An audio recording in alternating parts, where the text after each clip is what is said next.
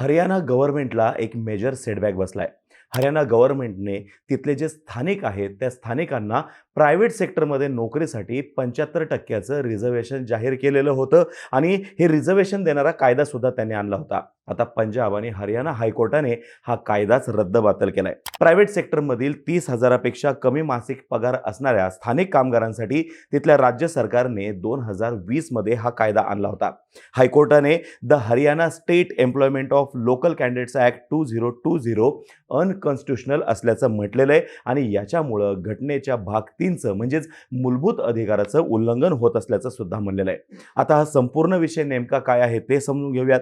हरियाणा सरकारचा प्रायव्हेट सेक्टरमध्ये रिझर्व्हेशन देणारा कायदा नेमका काय होता तो जाणून घेऊयात आणि हायकोर्टाचे या कायद्यासंदर्भातले जे ऑब्झर्वेशन्स आहेत त्याच्यावरती सुद्धा प्रकाश टाकण्याचा प्रयत्न करूयात.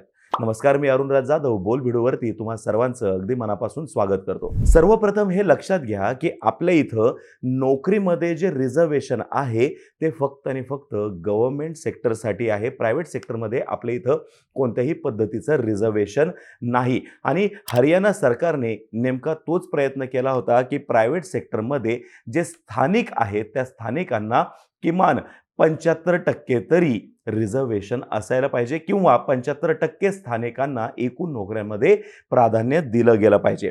हरियाणाच्या कायद्याचं नाव काय होतं? The Haryana state employment of local candidates act 2020, जो नोव्हेंबर 2021 मध्ये इनॅक्ट झाला आणि 15 जानेवारी 2022 पासून त्याची अंमलबजावणी करण्यात आली. या कायद्याद्वारे प्रायव्हेट कंपन्यांना मॅन्डेटरी केलं गेलं की त्यांनी त्यांच्या इथं 30,000पेक्षा कमी पगार असलेल्या जवळपास 3/4 नोकऱ्या या स्थानिकांसाठी आरक्षित ठेवाव्यात. आता मूळ जो कायदा होता त्या मूळ कायद्यामध्ये हरियाणा सरकारने 50,000 रुपयाची मर्यादा ठेवली होती. त्याच्यानंतर त्याच्यावरती खूप सारा विरोध झाला आणि 30,000वरती ही मर्यादा सेटल झाली. आता 50,000ला आणि 30,000ला सुद्धा हरियाणामधील इंडस्ट्रियलिस्टची जी लॉबी आहे त्यांनीच विरोध केला होता. खरं पाहायला गेलं तर प्रायव्हेट सेक्टरमधील नोकऱ्यांसाठी 75% डोमिसाईल कोटा हे 2019 मधील विधानसभा निवडणुकीतलं आश्वासन होतं, जे जननायक जनता पार्टीचे चीफ दुष्यंत चौटाला यांनी दिलं होतं आणि हे आश्वासन पूर्ण करण्यासाठीच या संदर्भातलं विधेयक आणलं गेलं होतं, जे की 2020 मध्ये नोव्हेंबर 2020 मध्ये संमत झालं आणि राज्यपाल महोदयांची त्याला संमती मिळाली मार्च 2021 मध्ये. या एकूण कायद्याच्या अंमलबजावणीसाठी नोकरी देणाऱ्यांनी म्हणजे जे एम्प्लॉयर आहेत त्यांनी 30,000पेक्षा कमी मासिक पगार असणारे कामगार पोर्टलवरती रजिस्टर करणं बंधनकारक केलं गेलं. नोकरी देणारा रजिस्ट्रेशन पूर्ण झाल्यावरच नवीन व्यक्तीस कामाला ठेवू शकत होते अशी सुद्धा याच्यामध्ये अट टाकण्यात आलेली होती आणि 75% कामगार जर का स्थानिक नसतील तर अशा वेळेस त्या कंपनीस 50,000 रुपयापासून ते 2 लाखापर्यंतच्या दंडाची सुद्धा तरतूद करण्यात आलेली होती. कामगाराने अर्थातच हरियाणामधील डोमिसाईल असणाऱ्या कामगाराने गव्हर्नमेंट पोर्टलवरती रजिस्टर करणं अपेक्षित होतं, तरच त्याला नोकरी मिळणार होती आणि कंपन्या सुद्धा याच पोर्टलवरून नवीन कामगार त्यांच्या इथं कामाला ठेवू शकत होते. कंपन्यांना क्वार्टरली रिपोर्ट सुद्धा बंधनकारक केले गेले होते की नेमके तुम्ही किती कामगार ठेवले, याच्यातले स्थानिक किती आहेत, कोणाला किती पगार आहे, म्हणजे या पोर्टलवरती त्या कामगारांसंदर्भातली सर्व माहिती उपलब्ध करण्यात आली होती. आता हा कायदा आणण्यामागची नेमकी भूमिका काय होती ते थोडक्यामध्ये सांगतो. मोठ्या प्रमाणामध्ये स्थलांतर करणारे मजूर कोणत्याही किमतीवरती कामास तयार होत असल्यानं स्थानिकांऐवजी स्थलांतरित ही प्रथम पसंती होती कोणत्याही इंडस्ट्रियलिस्टची. याच्यातून स्थानिकांचे जॉब जात होते. इम्पॅक्ट जो आहे तो लोकल इन्फ्रास्ट्रक्चरवरती पडत होता आणि जर का स्थलांतरित मजूर त्या ठिकाणी येत आहेत, कमी किमतीमध्ये ते कामास तयार होत आहेत, तर एकूणच त्यांचं उत्पन्न कमी आहे आणि त्याच्यामुळं एकूण ज्या झोपडपट्टी आहेत त्या वाढत होत्या. एन्व्हायरमेंटल आणि हेल्थ इश्यूज निर्माण होत होते आणि याच्यातून अल्टिमेटली स्टँडर्ड ऑफ लिव्हिंग जे आहे हे सुद्धा खालावत चाललेलं होतं. या सर्व कारणांसाठी state encouraged all private employers in Haryana to boost local employment. म्हणजे तिथे जे कोणी नोकऱ्या देणारे किंवा इंडस्ट्रियलिस्ट जे आहेत त्यांनी स्थानिकांना प्राधान्य द्यावं यासाठी हरियाणा सरकारने प्रयत्न करायला सुरुवात केली आणि त्याच्यातूनच हा कायदा पुढं आल्याचं म्हटलं जातं. याच कायद्याच्या माध्यमातून हरियाणामधील लोकल एम्प्लॉयमेंट वाढवणं हा सुद्धा एक महत्त्वाचा हेतू होता. हरियाणा सरकारनं इंडस्ट्रीच्या या कायद्याला सपोर्ट असल्याचं सुद्धा म्हटलं होतं आणि याद्वारे तरुणांचं हित साधणार असल्याचा सुद्धा त्याने दावा केला होता. पण या कायद्याद्वारे कलम 14 आणि कलम 19चं उल्लंघन होत असल्यानं कोर्टानं हे विधेयक जे आहे ते क्वॅश केलेलं आहे. कलम 14 म्हणतं equality before law, equal protection of law आणि कलम 19 जे आहे हे व्यवसाय स्वातंत्र्यासंदर्भात आहे. त्याच्यामध्ये 6 वेगवेगळे स्वातंत्र्य नमूद करण्यात आलेले आहेत.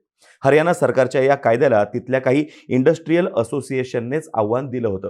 सरकारचं म्हणणं काय? आम्हाला इंडस्ट्रीचा पाठिंबा आहे आणि तरीसुद्धा इंडस्ट्रियल असोसिएशन्सनेच याला कोर्टामध्ये आव्हान दिलं होतं. याचिकाकर्त्यांचं म्हणणं होतं की या कायद्यामुळं कलम 19 अंतर्गत देण्यात आलेल्या व्यवसाय स्वातंत्र्यावरती बंधनं येत आहेत. तसंच हा कायदा आपल्या सरनाम्यामध्ये दिलेल्या न्याय, समता, स्वातंत्र्य, बंधुता या तत्वांच्या विरोधात असल्याचं सुद्धा म्हणलं गेलं. एकाच राज्यातील स्थानिकांना नोकरीमध्ये जर का प्राधान्य दिलं तर देशाच्या एकतेला आणि एकात्मतेला धक्का लागतोय असं सुद्धा या याचिकाकर्त्यांनी म्हटलं होतं. मग कोर्टाचं या एकूण विषयावरती म्हणणं काय आलं तर private employers in the state can not be force to employ on the basis of reservation policy with the merely argument that state resources are poor and limited. यासोबतच सरकारच्या या कायद्यानं संचार स्वातंत्र्यावरती सुद्धा बंधनं येतात असं निरीक्षण कोर्टाने नोंदवलंय. आणि एकूणच हा कायदा जो आहे हा सुप्रीम कोर्टाने अनकॉन्स्टिट्युशनल असल्याचं म्हणलेलं आहे आणि आपला मूलभूत अधिकार जो आहे याचं सुद्धा उल्लंघन असल्याचं म्हणलेलं आहे. थोडक्यात काय तर प्रायव्हेट सेक्टरमधील रिझर्वेशन आजच्या दिवशी तरी पंजाब आणि हरियाणा हायकोर्टानं घटनाबाह्य ठरवलेलं आहे. आता हरियाणामध्ये जे जॉब्स असतील ते नोकरी देणाऱ्याची अपेक्षा आणि नोकरी मागणाऱ्याची क्षमता याच्यावरतीच अवलंबून असणार आहेत. जन्माचं स्थान काय आहे, जन्म झालेला पत्ता कोणता आहे याच्यावरती कोणत्याही पद्धतीचा भेदभाव करता येणार नाहीये आणि कायदा करून कंपनीच्या अधिकारांची सुद्धा गळचेपी करता येणार नाहीये, कारण की तसे निर्देश खुद्द हायकोर्टाने सुद्धा दिलेले आहेत. आता हरियाणा सरकार याच्या विरोधात निश्चितपणे सुप्रीम कोर्टामध्ये अपील करेल आणि सुप्रीम कोर्टामध्ये या संदर्भात नेमका काय निर्णय समोर येतोय हे पाहणं आपल्या सगळ्यांसाठी फार महत्त्वाचं आहे. पण आजच्या दिवशी तरी प्रायव्हेट सेक्टरमध्ये कोणत्याही पद्धतीचं रिझर्वेशन नाहीये. आता ही माहिती जर का तुम्हाला आवडली असेल खाली कमेंट बॉक्समध्ये सांगा.